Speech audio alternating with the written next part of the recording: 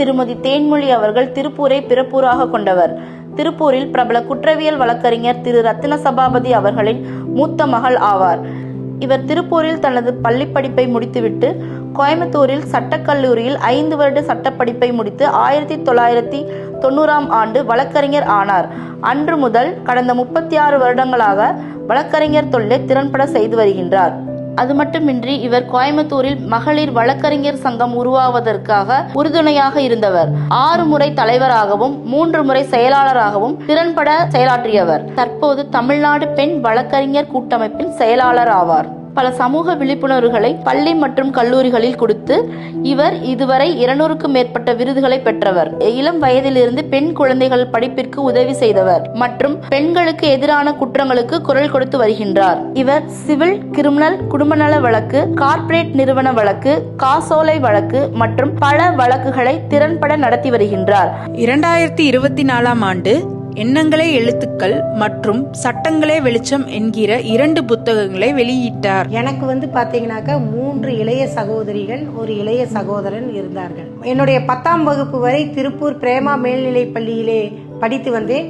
அதன் பிறகு +1 +2 படிப்பினை திருப்பூர் ஜெய்வாவாய் பெண்கள் மேல்நிலை பள்ளியில் படித்த போது நான் 7000 பேர் படித்த அந்த பள்ளியில் மாணவர் தலைவராக இருந்தேன். அதாவது 5 வருட சட்டக்கல்லூரி படிப்பிலே 4வது வருடம் படிக்கும் போதே கோயம்புத்தூரில் திரு சந்திரன் மற்றும் லட்சுமி சந்திரன் அவர்களின் மூத்த மகன் திரு சி விஜயகுமார் அவர்களை நான் திருமணம் செய்து கொண்டேன். நான் அதற்கு பின்னால 1 வருஷம் கழிச்சுதான் வழக்கறிஞரான. அந்த 1 வருஷ காலகட்டத்தில் என்னுடைய கணவர் என்னுடைய படிப்பிற்கும் என்னுடைய தொழிலுக்கும் மிக உறுதுணையாக இருந்து வந்திருக்கின்றார். என்னுடைய மூத்த மகள் அபிராம சுந்தரி ஒரு சுற்றுப்புற சூழல் பொறியாளர். அவங்கள நான் விவேகானந்தன் என்கின்ற ஒரு விஞ்ஞானிக்கு திருமணம் செய்து கொடுத்து அவங்க இப்ப ஜெர்மனியில இருந்துட்டு வர்றாங்க. என்னுடைய இளைய மகள் வான்மதி அவங்க வழக்கறிஞராக இருந்து கொண்டு சரத் கிருஷ்ணசாமி என்கின்ற கணினி பொறியாளரை திருமணம் செய்து கொண்டு பெங்களூரிலே வசித்து வருகின்றார். எனக்கு ஒரு பேத்தி, 2 பேரன்கள். நீதிமன்ற வளாகத்திற்குள் அநீதிக்கு எதிராக நடக்கின்ற போராட்டங்களில் கலந்து கொண்டு இன்று வரை குரல் கொடுத்து வருகின்றேன். அதுவரை நான் தனியாக செய்து கொண்டிருந்த என்னுடைய சமூக பணியை ஏதாவது ஒரு குழுவிலே சேர்ந்து கொண்டு பணியாற்ற வேண்டும் என்று நினைத்த போது ஒரு பொது நிகழ்விலே திருமதி லீமா ரோஸ் மார்டின் அவர்களை சந்திக்கின்ற வாய்ப்பு எனக்கு கிடைத்தது.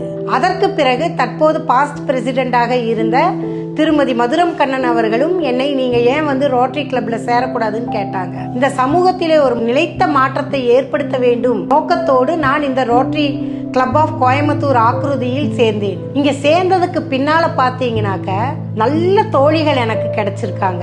எனக்கு நிறைய விஷயங்கள்ல எனக்கு உறுதுணையாக இருந்து கொண்டிருக்கின்றார்கள். அவர்கள் பெண்களுக்கான மேம்பாட்டு திட்டங்கள் மற்றும் சுற்றுப்புற சூழலில் மேம்பாட்டு திட்டங்கள், பெண்களுக்கு எதிராக நடக்கின்ற குற்றங்களிலே நாம் குரல் கொடுக்க வேண்டும் என்கின்ற ரீதியிலே அவர்கள் எனக்கு உறுதுணையாக இருப்பார்கள் என்று நான் நம்புகின்றேன். கடந்த 36 வருடங்களாக என்னுடைய வழக்கறிஞர் பயணத்துல பாத்தீங்கன்னாக்க நிறைய கிராமங்களில், நிறைய கல்லூரி மற்றும் பள்ளிகளில் சட்டம் தொடர்பான விழிப்புணர்வுகளை கொடுத்து வந்து கொண்டிருக்கின்றேன். நான் இது நாள் வரை பயணித்து வருகின்ற இந்த பயணத்தில் எனக்கு உறுதுணையாக இருந்து வருகின்ற உறவுகள், என்னுடைய கல்லூரி நட்புகள், பள்ளி நட்புகள் மற்றும் rotary club of Coimbatore Aakriti நட்புகள், வழக்கறிஞர் நட்புகள் அத்தனை பேருக்கும் என்னுடைய நன்றியை தெரிவித்துக் கொள்கின்றேன்.